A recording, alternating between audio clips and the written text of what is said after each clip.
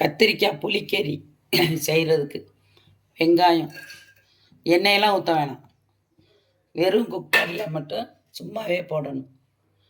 கத்திரிக்காய் கடைசியாக தான் தாளிக்கணும். இது வேகிற அளவுக்கு 1/2 டம்ளர் தண்ணி ஊற்றிடணும். உப்பு இந்த அளவு போட்டுடணும்.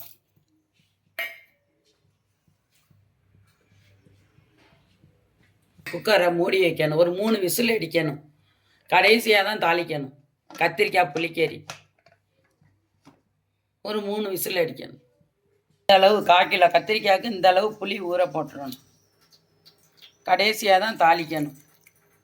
கடுகு வரமிளகாய் போட்டு தாளித்து கடைஞ்சி இறக்கணும். அதுதான் புளி கத்திரிக்காய். இது மாதிரி வெந்துடும். நல்லா கொலைய நல்லா கடையணும். கடைஞ்சிட்டு புளி ஊற்றணும். புளி ஊற்றி ஒரு கொதித்த உடனே நல்லா கடைஞ்சிடணும். இப்போ தான் புளி ஊற்றணும். புளி நல்லா வேணும்னா நல்லா புளிப்பாக ஊற்றிக்கலாம். லேசாக வேணும்னாலும் கொஞ்சமாக ஊற்றிக்கலாம்.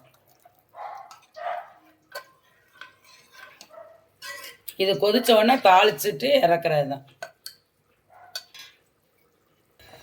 கொஞ்சோண்டு சுகர் கொஞ்சோண்டு போட்டுக்கோங்க, கொஞ்சம் டேஸ்ட்டாக இருக்கும். ஸ்பூன் ஊற்றிக்கணும். தாளிக்கிறது கடுகு உளுந்தம்பருப்பு போட்டுக்கணும்.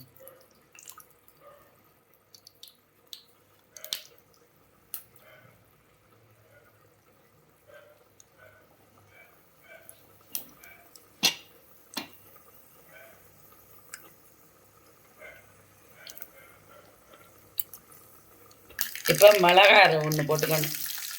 பருப்பு நல்லா வேணும்னா நல்லா போட்டுக்கலாம். கருவேப்பிலை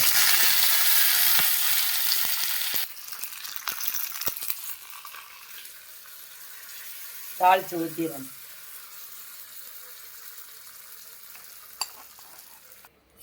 கத்திரிக்காய் புளிக்கறி. இந்த வீடியோ பிடிச்சிருந்துச்சுன்னா லைக் பண்ணுங்கள், ஷேர் பண்ணுங்கள், சப்ஸ்கிரைப் பண்ணுங்கள்.